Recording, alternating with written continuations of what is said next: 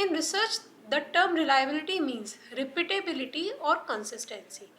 पहले तो जो ये रिलायबिलिटी एंड वैलिडिटी, ये दोनों टर्म्स हैं, ये हम उस जगह यूज़ कर रहे होते हैं जब हम कोई भी टूल या कोई टेस्ट बना रहे होते हैं। तो हमें ये देखना होता है कि ये टेस्ट जो हम चीज़ मेज़र करना चाह रहे हैं उस चीज़ को मेज़र करेगा या नहीं करेगा। एंड ये उस जो भी हमारा मेज़रमेंट है या जो कंस्ट्रक्ट है उसको मेज़र करने में इसकी कंसिस्टेंसी कितनी है। इसमें अभी जो हमारा फर्स्ट क्वेश्चन था कि ये जो टेस्ट हम बना रहे हैं वो उस कंस्ट्रक्ट को मेज़र कर पा रहा है या नहीं कर पा रहा, वो हमारा वैलिडिटी कहलाता है। और वहीं रिलायबिलिटी जो होती है वो इस बात को बताती है कि ये कितना कंसिस्टेंट है उस कंस्ट्रक्ट को मेज़र करने में। मतलब ये जो टेस्ट हमने क्रिएट किया है उसकी रिपीटेबिलिटी क्या है। मीन्स अगर हमने आज किसी ग्रुप ऑफ स्टूडेंट पर उस टेस्ट को अप्लाई किया तो जो हमारे पास रिजल्ट्स आएंगे, क्या वही रिजल्ट्स आज से 10 दिन बाद अप्लाई करने पर हमको मिलेंगे, या वो कितना कंसिस्टेंट है का मतलब उसको हम कितने टाइम तक मान सकते हैं कि हाँ उसके जो रिजल्ट्स हैं वो हमें सेम मिलेंगे सेम कंडीशंस में। आई होप आपको ये चीज़ समझ में आ गई होगी। ये सिंपलेस्ट जो है डेफिनेशन है विश्वसनीयता की या रिलायबिलिटी की वो है। विश्वसनीयता से हिंदी में अगर हम देख रहे हैं तो हम कितना विश्वास कर सकते हैं उस टेस्ट पर, वही उसकी विश्वसनीयता या रिलायबिलिटी कहलाती है। It is the degree to which an assessment tool produces stable and consistent results. किसी भी टेस्ट की रिलायबिलिटी हमें ये बताती है कि वो जो असेसमेंट टूल है वो कितने स्टेबल एंड कंसिस्टेंट रिजल्ट लगातार दे पाएगा। It refers to extent to which a test is internally consistent and the extent to which it yields consistent results on testing and retesting. ये भी वही चीज़ है कि हम एक बार टेस्ट कर रहे हैं दूसरी बार टेस्ट कर रहे हैं तो हमारे रिजल्ट्स जो रहेंगे वो कितने सेम रहेंगे, कंसिस्टेंट रहेंगे। और दूसरी चीज़ उसकी इंटरनल कंसिस्टेंसी क्या है, मतलब वो टेस्ट जो है आपस में टेस्ट आइटम्स वो आपस में सेम है, कंसिस्टेंट है या नहीं। इस चीज़ को हम आगे अपनी वीडियो में और डिफाइन करेंगे। A measure is considerable reliable if it would give us the same result over and over again. मतलब एक जो टेस्ट है वो रिलायबल कहा जाएगा अगर वो सेम रिजल्ट दे रहा है हमें लगातार। Assuming that what we are measuring is not changing. इसका मतलब ये है कि हम जो चीज़ मेज़र कर रहे हैं वो चेंज नहीं हो रही है, हमारे जो मेज़रमेंट है वो चेंज नहीं हो रहा। हर बार जो हमने सेम चीज़ अगर मेज़र कर रहे हैं तो हमारा आंसर सेम आए। जैसे कि अगर एक इसका एग्जांपल हम लेके चलें कि अगर हमने कोई ऐसा मेज़रमेंट के लिए कुछ इंचेस नापने के लिए कोई मेज़रमेंट टेप लिया, मेजरिंग टेप, उससे हमने किसी जो है ड्रॉर का लेंथ नापा या उसकी विड्थ नापी कितनी है, तो हम वहाँ पर ये बता सकते हैं कि अगर हमने आज सेम मेज़रमेंट से उस ड्रॉर की विड्थ नापी है और वो हमारे पास आई सपोज 15 इंचेस, तो वो आज से 10-15 दिन बाद भी अगर हम मेज़र करेंगे सेम मेजरिंग टूल से तो वो सेम रहेगी। इसका मतलब वो जो हमारे पास टूल है मेजरिंग टूल वो कंसिस्टेंस है और रिपीटेबिलिटी भी है उसमें कि हम सेम चीज़ को मेज़र कर रहे हैं तो वो लगभग आंसर सेम ही आएगा। बट जो हम बिहेवियरल साइंसेज में बात करते हैं, जब हम ह्यूमन नेचर की बात करते हैं, तो हम वहाँ पर इतना श्योर नहीं हो सकते कि जो एक बार में रिजल्ट आया है वो अगली बार भी सेम आएगा, कुछ एरर रह जाती है। पर रिलायबिलिटी के थ्रू हमारे को उसका अप्रॉक्स आंसर मिल जाता है कि हाँ ठीक है रिलायबिलिटी इतनी है, कुछ हमने अप्रॉक्स मान के चला जो हमारे मेजरमेंट के थ्रू आया है कि हाँ रिलायबिलिटी इतनी है, पर उसके आसपास जो हमारे रिजल्ट्स आएंगे वो हमेशा एक दायरे के अंदर में आएंगे, एक इंटरवल के अंतर्गत आएंगे, उससे ज़्यादा या कम नहीं आएंगे। अब रिलायबिलिटी के जो हमारे टाइप्स होते हैं वो है फर्स्ट टेस्ट रीटेस्ट रिलायबिलिटी, जिसको हिंदी में परीक्षण और पुनः परीक्षण विश्वसनीयता बोला जाता है। दूसरा है इक्विवेलेंट और पैरेलल फॉर्म्स रिलायबिलिटी, जो हिंदी में है समानांतर प्रारूप विधि। Third is split half method, अर्ध विच्छेदन विधि। अर्ध विच्छेदन विधि यानी कि इसमें दो पार्ट्स में एक टेस्ट को बांट दिया जाता है। फोर्थ इज इंटर रेटर और इंटर ऑब्जर्वर रिलायबिलिटी, अंतर मूल्य निर्धारक। Next is internal consistency reliability यानी कि आंतरिक सुसंगति विश्वसनीयता। Next is rational equivalence reliability, तार्किक समरूपता विधि, विश्वसनीयता को फाइंड करने की। तो ये जो हमारे कुछ मेथड्स हैं रिलायबिलिटी के, ये हमेशा जो है नेट एग्जाम में पूछे जाते हैं। तो इसको आपको ध्यान से इनकी नाम भी याद करने होंगे और इनको समझना भी होगा कि ये क्या है। तो इस वीडियो में हमने आपको इन्हीं टेस्ट का और आगे एक्सप्लेनेशन दिया है। First is test retest reliability, जिसको कि परीक्षण या पुनः परीक्षण भी बोला जाता है। देखिए जैसा कि इसके नाम से ही हमें क्लियर हो रहा है, परीक्षण व पुनः परीक्षण, मतलब इसमें जो है हम जो हमारा टूल है या टेस्ट है उसको सेम ग्रुप पर एक बार टेस्ट करते हैं और उसके कुछ टाइम बाद दोबारा टेस्ट करते हैं। चलिए देखते हैं इसको। और obtained by administering the same test twice over a period of time to a group of individuals, मतलब इसमें जो हमने टेस्ट अप्लाई कर रहे हैं उसको एडमिनिस्टर कब करेंगे। पहली चीज़ तो इसमें यह है कि जो टेस्ट है वो हमारा सेम टेस्ट है, उसको 2 बार एडमिनिस्टर कर रहे हैं कुछ समय अंतराल के बाद में, कुछ पीरियड ऑफ टाइम के बाद में। और यहाँ पर ये चीज़ पे ध्यान देने वाली है कि जो ग्रुप ऑफ इंडिविजुअल्स है वो भी हमारे सेम रहेंगे, मतलब एक ही ग्रुप ऑफ इंडिविजुअल है। जैसे सेम क्लास पर हमने एक टेस्ट लिया आज और उसके 15-20 दिन बाद दोबारा से टेस्ट ले रहे हैं और फिर देख रहे हैं कि जो हमारे को रिजल्ट्स पहले मिले थे वही रिजल्ट्स क्या 15-20 दिन बाद भी मिल रहे हैं। अगर उन पर हमने कोई बीच में उनको इंटरवेंशन नहीं दिया है, तो अगर उनके जो मार्क्स हैं वो लगभग समान आ रहे हैं, उनमें जो कोरिलेशन है वो अच्छा आ रहा है, तो हम कहेंगे कि इसकी टेस्ट रिटेस्ट रिलायबिलिटी अच्छी है, रिपीटेबिलिटी इसमें है। Use to assess the external consistency, जिसको कि हम स्टेबिलिटी भी बोलते हैं। ये क्वेश्चन बहुत बार नेट में पूछा गया है कि टेस्ट रिटेस्ट रिलायबिलिटी से हम क्या कर सकते हैं मेज़र, तो वो कर सकते हैं स्टेबिलिटी मेज़र कर सकते हैं किसी भी टेस्ट की। आप इसको ध्यान रख लीजिए कि हम टेस्ट रिटेस्ट रिलायबिलिटी से किसी भी टेस्ट की स्टेबिलिटी या स्थिरता, स्टेबिलिटी को हम बोलते हैं स्थिरता, को मेज़र कर सकते हैं। अब यहाँ पर एक टर्म हमारा और आया है एक्सटर्नल कंसिस्टेंसी। एक्सटर्नल कंसिस्टेंसी का मतलब है कि टेस्ट एक्सटर्नली, यानी कि वो पूरा का पूरा टेस्ट जब हम अप्लाई कर रहे हैं किसी ग्रुप ऑफ इंडिविजुअल पे, तो जो उसका रिजल्ट है वो कितना आपस में सेम है और उसमें कितनी कंसिस्टेंसी है। आई होप आपको ये चीज़ समझ में आ गई होगी। अगर कोई डाउट है आप हमें कमेंट करके बताइए, हम आपके उस डाउट को क्लियर करने का पूरा ट्राई करेंगे। और इसमें जो मेन चीज़ है वो है वन टाइम टू अनदर, जो टाइम होता है हम इसमें एक बार टेस्ट लेते हैं और दोबारा टेस्ट फिर से लेते हैं।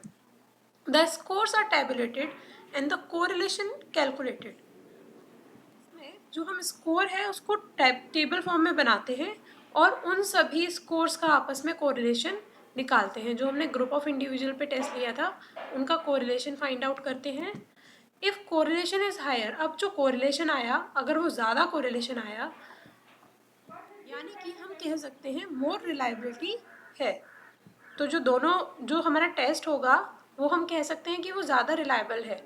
और यहाँ पर पॉजिटिव कोरिलेशन ही आएगा, क्योंकि जो पहला हमारा टेस्ट हुआ था वो और दूसरा टेस्ट, दोनों टेस्ट में हमारे को सेम जो है अगर रिजल्ट मिलता है कि जैसे पहले जिस बच्चे के मान लीजिए 50 में से 10 नंबर आए थे, उस बच्चे के इस बार 11 नंबर आ रहे हैं। और पहले जिस बच्चे के 50 में से 45 मार्क्स आए थे उसके इस बार 43 मार्क्स आ रहे हैं। और इस टाइप के हमें सभी मार्क्स मिल रहे हैं जो आसपास आ रहे हैं। तब जो टेस्ट होगा वो हमारा कैसा माना जाएगा, मोर रिलायबल माना जाएगा in case of test retest reliability. तो वहाँ हम कह सकते हैं कि कोरिलेशन भी ज़्यादा आएगा ऐसे केस में, और वहाँ पर जो हमारी रिलायबिलिटी है वो भी क्या होगी, ज़्यादा होगी। The timing of test is important, यहाँ पर जो टाइमिंग है टेस्ट की वो बहुत इंपॉर्टेंट है। मतलब टेस्ट ऐसा नहीं होना चाहिए कि हमने बहुत जल्दी से ले लिया, कि आज टेस्ट लिया उसके 2 दिन बाद फिर से हमने टेस्ट ले लिया। तो इस केस में क्या होगा, बाइसनेस आ जाएगी। जो क्वेश्चंस होंगे वो बच्चों को उस समय तक याद रहेंगे और इस वजह से हो सकता है कि उनके आंसर्स जो हैं वो करेक्ट दें या उसमें चेंजिंग करने की कोशिश करें। और ऐसा भी नहीं होना चाहिए कि जो टाइम है टेस्ट का वो ऐसा होना चाहिए कि हमने 1 साल पहले लिया और फिर उसके 1 साल बाद में टेस्ट ले रहे हैं। तो इस केस में क्या होगा, ऐसे काफ़ी सारे फैक्टर्स होंगे जिनकी वजह से बच्चों के मार्क्स जो है चेंज हो सकते हैं उन्होंने इतने टाइम में जो कोर्स में अपने जो भी क्लास में सीखा उसकी वजह से उनमें इम्प्रूवमेंट आया है। तो जो यहाँ पर टाइमिंग है वो सबसे ज़्यादा इम्पॉर्टेंट है। लगभग 15-20 दिन के अंदर में या महीने भर के हम अंतराल पे ऐसे टेस्ट को अप्लाई करके देख सकते हैं। उससे ज़्यादा या उससे कम के टाइम में नहीं होना चाहिए, नहीं तो ये हमारी जो रिलायबिलिटी है उसमें एक एरर ला देगा, जिसकी वजह से हम एक्चुअल रिलायबिलिटी को फाइंड नहीं कर पाएंगे। The disadvantage of the test retest method are that it takes a long time for result to be obtained. यहाँ पर जो मेन डिसएडवांटेज है इस टेस्ट का वो ये है कि हमें जो है रिलायबिलिटी फाइंड आउट करने के लिए बहुत सारा टाइम, माने कम से कम 15-20 दिन तो देना ही पड़ता है, जब हम रिलायबिलिटी को दोबारा से पहले तो टेस्ट को अप्लाई कर पाए और फिर रिलायबिलिटी को चेक कर पाते हैं। ऐसा नहीं है कि हम एक दिन में हमने टेस्ट बनाया और अगले दिन ही उसकी जाके रिलायबिलिटी फाइंड कर ली। सेकेंड मेथड इज इक्विवेलेंट और पैरेलल फॉर्म रिलायबिलिटी, यानी कि हिंदी में इसको समानांतर प्रारूप विधि कहा जाता है। It is use to assess the consistency of the results of two test constructed in the same way from the same content domain. इसमें आपको जो कुछ बातें ध्यान रखने की हैं, ये एग्जाम में डायरेक्टली इस टाइप से पूछा जाता है कि इक्विवेलेंट और पैरेलल फॉर्म रिलायबिलिटी क्या चीज़ टेस्ट करती है, तो ये टेस्ट करती है कंसिस्टेंसी। अब कंसिस्टेंसी किस चीज़ की टेस्ट करती है?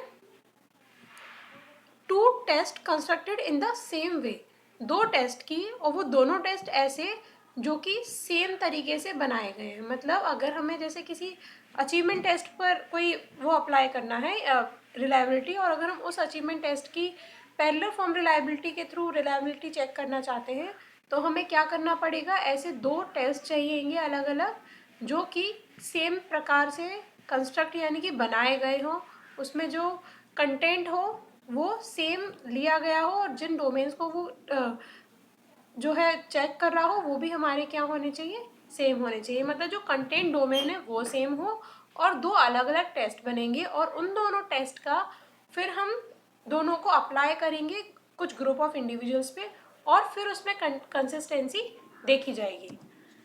इट इवेल्युएट डिफरेंट क्वेश्चंस, यहाँ पर हम क्या इवेल्युएट कर रहे होते हैं? डिफरेंट क्वेश्चंस को इवेल्युएट कर रहे होते हैं, and question sets that seek to assess the same construct, जो चीज़ जो क्या एसेस कर रहे होते हैं? Same construct. अब जो कंस्ट्रक्ट वर्ड है उसका मीनिंग है इंटेलिजेंट, एप्टीट्यूड, एटीट्यूड, जो ये साइकोलॉजी के कुछ हमारे वर्ड्स होते हैं जैसे इंटरेस्ट, इस टाइप की चीज़ों को हम सबको क्या बोलते हैं? कंस्ट्रक्ट।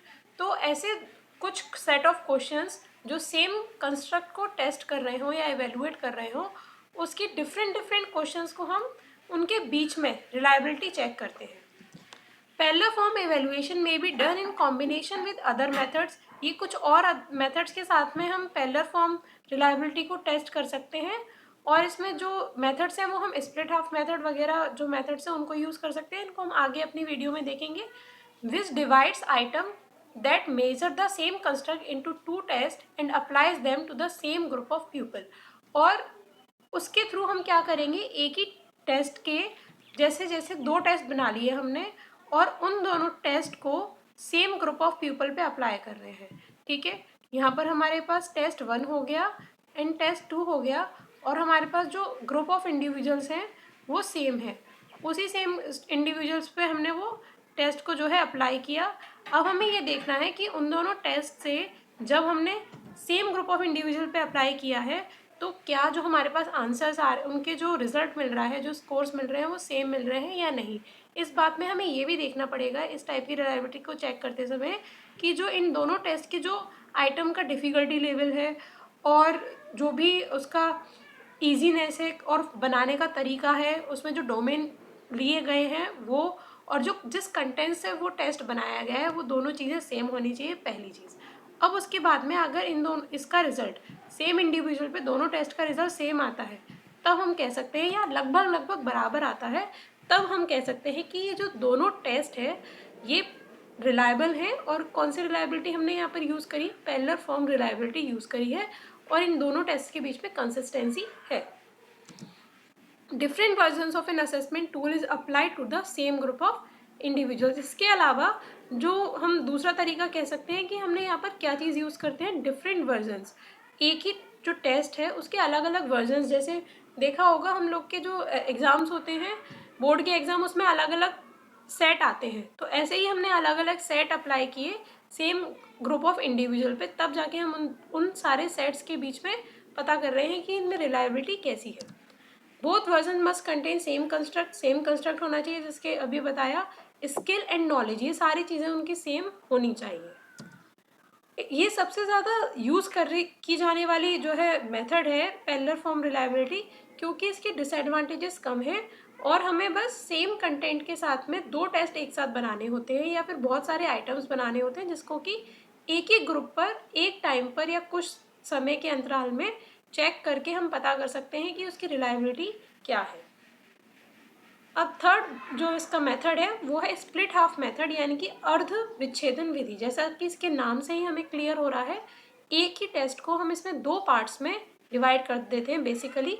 उसके अलावा इसके जो और वर्जन्स हैं वो हैं कि हम एक ही टेस्ट को कुछ छोटे छोटे पार्ट्स में डिवाइड कर लेते हैं और फिर रिलायबिलिटी चेक करते हैं, जो कि हम आपको इसमें अभी बता देंगे। ये सबसे ज़्यादा इंपॉर्टेंट मेथड है और सबसे ज़्यादा क्वेश्चंस जो आते हैं एग्जाम में वो स्प्लिट हाफ मेथड से ही आते हैं। It measures the extent to which all parts of the test contribute equally to what is being measured. इसमें बेसिकली क्या टेस्ट किया जाता है कि एक ही टेस्ट के जितने भी आइटम्स हैं, जैसे एक हमारा टेस्ट है उसमें 1 से लेके 50 तक आइटम्स है, तो यहाँ पर हम क्या मेज़र कर रहे हैं कि जो ये 50 आइटम हमारे पास है, क्या ये 50 के 50 आइटम सेम चीज़ को इक्वली मेज़र कर पा रहे हैं या नहीं।